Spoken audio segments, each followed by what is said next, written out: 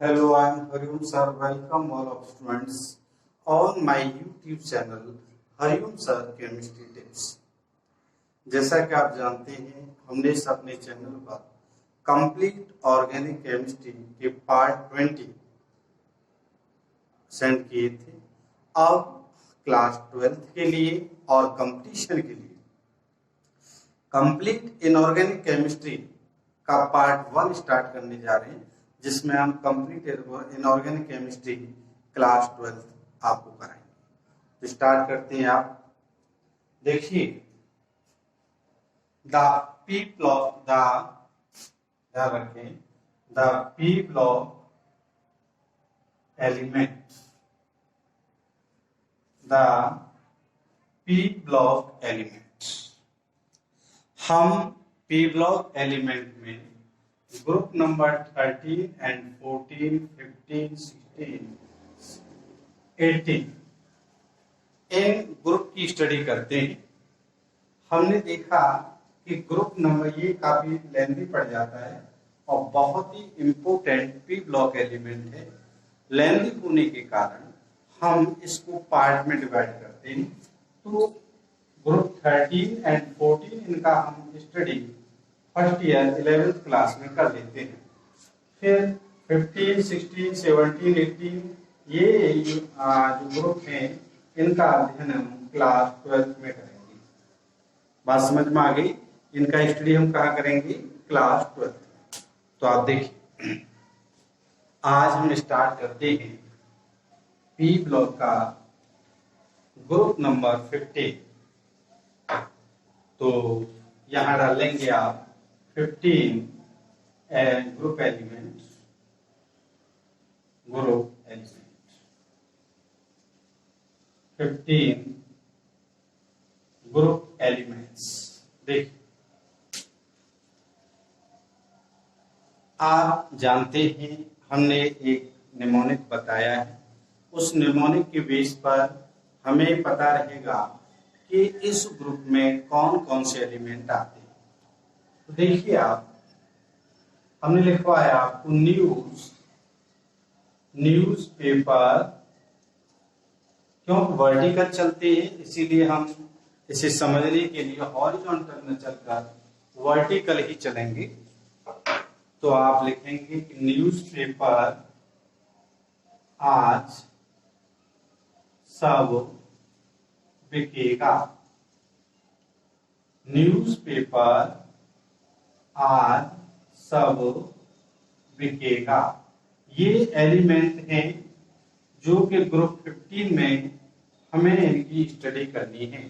Newspaper आज सब बिकेगा। साथ में हमें इनके एटॉमिक नंबर याद रखने चाहिए।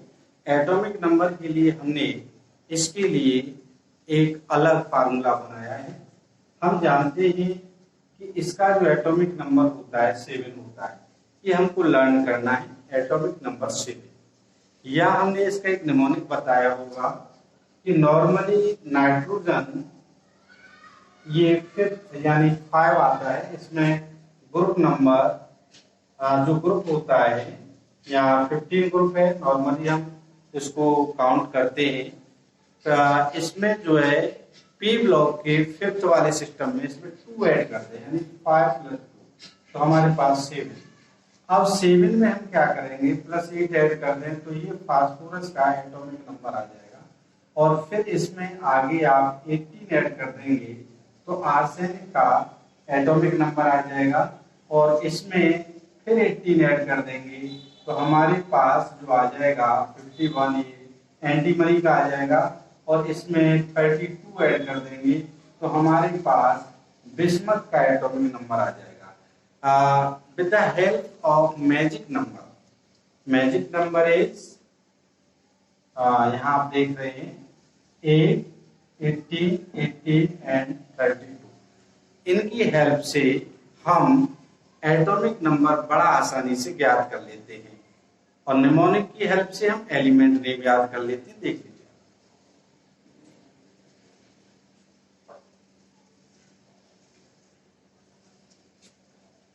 अब इसमें जो सबसे पहले पॉइंट आता है वो आता है इलेक्ट्रॉनिक कॉन्फ़िगरेशन। पहला पॉइंट आता है, शॉर्ट में मैं लिख देता हूं, electronic configuration, EC, electronic configuration. तो जनरल जो इलेक्ट्रॉनिक कॉन्फ़िगरेशन होता है, इससे आप देख लें, हमें टोटल एलिमेंट पता पड़ गया। अब मैं आगे चलता हूं। जनरल जो इलेक्ट्रॉनिक कॉन्फ़िगरेशन आता है पी ब्लॉक का, वो आता है NH2 NH2NP3। ये इसका जनरल इलेक्ट्रॉनिक कॉन्फ़िगरेशन होता है, NH2NP3। ये इसका देखिए आगे, जैसे हमें सपोज कीजिए इस बेस पर इलेक्ट्रॉनिक कॉन्फ़िगरेशन करना है। मान लीजिए मैंने लिया नाइट्रोजन 7, नाइट्रोजन का एटॉमिक नंबर 7। इसका हम इलेक्ट्रॉनिक कॉन्फ़िगरेशन करते हैं तो ये होता है 1s2 2s2 और 2p3। तो यही केस हो गया, देखिए कॉमन हो गया NH2NP3। अब ये जो 1s2 आया है, 1s2 इक्वल होता है हीलियम के, हीलियम का एटॉमिक नंबर 2 होता है। तो हम यहाँ कर सकते हैं He ब्रैकेट में लिखकर ये 1s2 के इक्वल हो गया और ये 2s2 एंड 2p3। इसी प्रकार इसी कंडीशन को आगे कंटिन्यू करते हैं तो हमारे पास फास्फोरस 15 आता है। 15 में आपने देखा होगा 1s2 2s2 2p6 3s2 3p3। ये यहाँ पर वही रूल्स अप्लाई होता है, NH2NP3 यही रूल्स अप्लाई होता है। ये जनरल फार्मूला जो हमने आप बताया, और ये जो है नियॉन के समकक्ष है, नियॉन की इक्विवेलेंट है। तो हम नियॉन को ब्रैकेट में लिखते हुए 3s2 3p3, ये फास्फोरस 15 का एटॉमिक नंबर, एटॉमिक कॉन्फ़िगरेशन कर सकते हैं। बड़ा इजीली है ये, हमें एक तरह से इंट्रोडक्शन ऑफ 15 ग्रुप चल रहा है, देख लें आप अच्छी तरह से। जनरल इंट्रोडक्शन,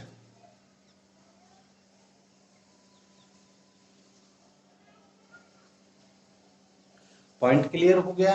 अब हम क्या करते हैं, इसकी मेन प्रॉपर्टीज पर चलते हैं। जनरल इलेक्ट्रॉनिक कॉन्फ़िगरेशन के बाद सेकंड पॉइंट आता है एटॉमिक साइज। देखिए हमने इसका इसी पढ़ लिया, अर्थात इलेक्ट्रॉनिक कॉन्फ़िगरेशन को देख लिया। इसके बाद atomic size, second atomic size.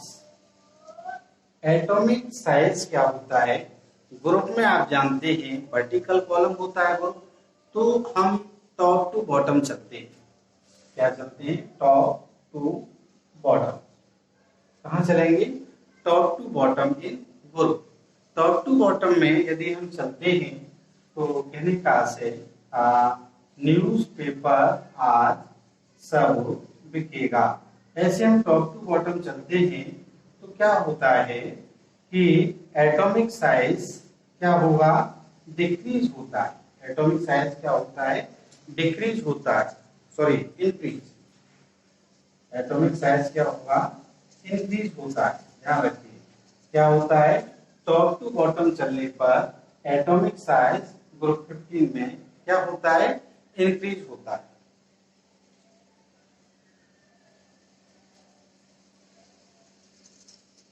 अब हमसे कोई पूछता है सर ऐसा क्यों होता है, इंक्रीज क्यों होता है?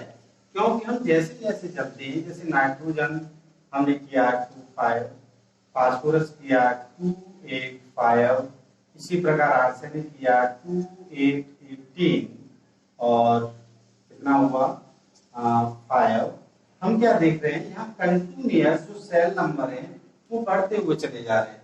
यानी सेल से आउटरमोस्ट की जो डिस्टेंस है वो कंटिन्यूअस इंक्रीज होती चली जा रही है। तो इसीलिए जब इंक्रीज होती चली जाएगी, डिस्टेंस बढ़ती चली जाएगी, तो एटॉमिक साइज भी इंक्रीज होता चला जाएगा। यही मेन रीजन होता है। दूसरा, इसी सीक्वेंस में आगे चले, यानी आयोनाइजेशन एनर्जी। अब जैसे जैसे साइज बढ़ता जाएगा तो उसमें जो लास्ट ऑर्बिट में इलेक्ट्रॉन होगा वो बहुत लूज हो जाएगा और उसे निकालना बड़ा आसान हो जाएगा। बात समझ में आ रही है? इसीलिए आयोनाइजेशन एनर्जी डिक्रीज होगी। अब टॉप टू बॉटम चलने पर, टॉप टू बॉटम पर आयोनाइजेशन एनर्जी क्या होगी? डिक्रीज होगी। क्यों होगी? क्योंकि साइज कंटिन्यूअस बढ़ता चला जा रहा है और लास्ट ऑर्बिट में इलेक्ट्रॉन बहुत लूज होगा और उसे निकालना बड़ा आसान होगा। क्योंकि आयोनाइजेशन एनर्जी होती क्या है कि किसी भी एटम के लास्ट ऑर्बिट में से इलेक्ट्रॉन निकालने पर जितनी एनर्जी एक्सपेंस होती है उसे हम आयोनाइजेशन एनर्जी कहते हैं। बड़ा अच्छा हमारी समझ में आ गया, यानी कि टॉप टू बॉटम मूव करने पर एटॉमिक साइज इंक्रीज होता है, क्योंकि सेंटर से आउटर मोस्ट सेल की जो डिस्टेंस है कंटिन्यूअस ग्रो होती जाती है, बढ़ती चली जाती है, इसलिए इंक्रीज होता है। इसी प्रकार जब लगातार बढ़ती जाएगी तो आउटर मोस्ट सेल में जो इलेक्ट्रॉन होगा उसे निकालना बड़ा आसान होगा, इजी होगा, इसीलिए आयोनाइजेशन एनर्जी उसकी क्या है? डिक्रीज होती चली जाएगी ग्रुप में टॉप टू बॉटम। क्लियर हो गया?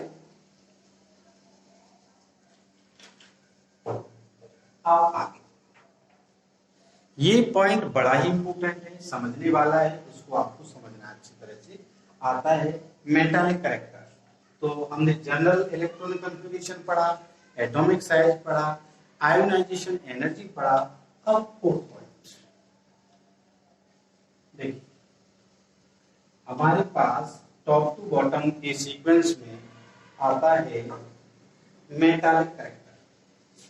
Fourth point the metallic character, इसको अच्छी तरह से आपको समझना है। इसमें क्या होता है? आज फर्स्ट वीडियो हम रिलीज कर रहे हैं अपने चैनल पर इनऑर्गेनिक केमिस्ट्री। बहुत अच्छी तरह से समझने का प्रयास करना, बोर्ड में बहुत अच्छे नंबर आप ला सकते हैं। देखिए, नाइट्रोजन और फास्फोरस की जो नेचर होती है वो नॉन मेटालिक होती है। ध्यान रखिए कैसी होती है? Non metallic. और इनकी जो नेचर होती है वो मेटेलॉइड होती है, और ये जो होता है वो जो है मेटालिक। समझ में आया क्या होता है मेटालिक? अब आपकी समझ में आ गया होगा कि हम टॉप टू बॉटम जैसे जैसे जा रहे हैं नॉन मेटालिक डिक्रीज हो रहा है, लेकिन मेटालिक कैरेक्टर इंक्रीज हो रहा है। ध्यान रखिए, मेटालिक कैरेक्टर क्या हो रहा है? Increase top to bottom. ये पॉइंट इस चीज से बड़ा इजीली हमारा सॉल्व हो जाता है। आप देख सकते हैं ग्रुप में टॉप टू बॉटम में नॉन मेटालिक डिक्रीज हो रहा है और मेटालिक कैरेक्टर जो है इंक्रीज हो रहा है।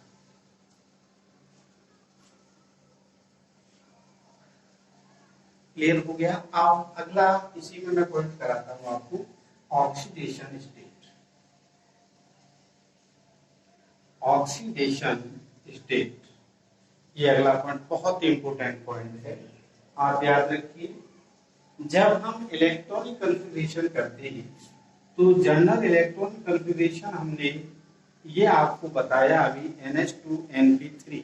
NH2NP3 में क्या होता है कि इसमें जैसे 3 इलेक्ट्रॉन ये किसी को दे दे तो इसका जनरली ऑक्सीडेशन नंबर +3 हो सकता है, या किसी से ले ले तो -3 हो सकता है, या टोटल किसी को दे दे तो +5 हो सकता है। इस तरह से इसकी कॉमन जो जनरल ऑक्सीडेशन स्टेट होंगी वो ये होंगी। किसी से ले लिया +3, सॉरी -3, किसी को दे दिया +3, और ये चीजें +5 होता कैसे है? ये चीज हम कैसे जान सकते हैं इसके विषय में आपको भी बताते हैं। देखो, हमने ऑक्सीडेशन स्टेट जब हम निकालते हैं तो ऑक्सीडेशन स्टेट होती क्या है? यानी ऑक्सीडेशन नंबर, इलेक्ट्रॉन का शेयरिंग, इलेक्ट्रॉन का गेन प्रोसेस या डोनर प्रोसेस, कितने इलेक्ट्रॉन सामने वाले को दे रहा है, उसके बेस पर इसको हम निकालते हैं। देखिए, हमने आपको बताया था इनऑर्गेनिक केमिस्ट्री को अभी हमें पूरी तरह से घेरना है। हम इसी पॉइंटों को बहुत डिटेल में जाएंगे तो काफी समय लग जाएगा। हमें ये ध्यान रखना है कि इस ग्रुप की common oxidation state +3, -3 and just +5 होती है। इसके अलावा इसकी +3 और +5 जो स्टेट होती है, ऑक्सीडेशन स्टेट +3 एंड +5, वो क्या होती है, उसकी जो स्टेबिलिटी होती है वो अप टू बॉटम यानी टॉप टू बॉटम चलने पर इंक्रीज होती है। ध्यान रखना, क्या होती है, इंक्रीज होती है। Oxidation number +3 and +5 due to inert pair effect. ध्यान रखिए, due to inert pair effect. एक चीज और समझ लीजिए, बहुत यहाँ पर बहुत ही इंपॉर्टेंट चीज है कि हम क्या कर सकते हैं कि नाइट्रोजन की जो फ्लोराइड है यानी NF5 NCl5, ये डू नॉट एग्जिस्ट। जब भी हम NF की जगह पर PF5 ले लें या PCl5 ले लें, ये ऑलरेडी मिलते हैं, लेकिन नाइट्रोजन के पेंटाफ्लोराइड नहीं मिल सकते, फास्फोरस के पेंटाफ्लोराइड मिल सकते हैं। इसके पीछे एक रीजन है। जब हम इलेक्ट्रॉनिक कन्फिग्रेशन करते हैं तो नाइट्रोजन में डी ब्लॉक अवेलेबल नहीं होता, लेकिन फास्फोरस में डी ब्लॉक अवेलेबल होता है, इसीलिए फास्फोरस के पेंटाहेलाइड पाए जाते हैं। इस रीजन को बहुत अच्छी तरह से लर्न कर लीजिए, बहुत इंपॉर्टेंट पॉइंट है। तो कल यहां से फिर कंटिन्यू करते हैं, आज की स्टार्टिंग थी। और प्लीज हमारे चैनल को लाइक कीजिए, सब्सक्राइब कीजिए एंड शेयर कीजिए और बेल आइकन को दबाइए, जिससे न्यू इंफॉर्मेशन आप तक पहुंचे। तो हमने आज से स्टार्ट कर दिया कंप्लीट इनऑर्गेनिक केमिस्ट्री का पार्ट 1। Thank you.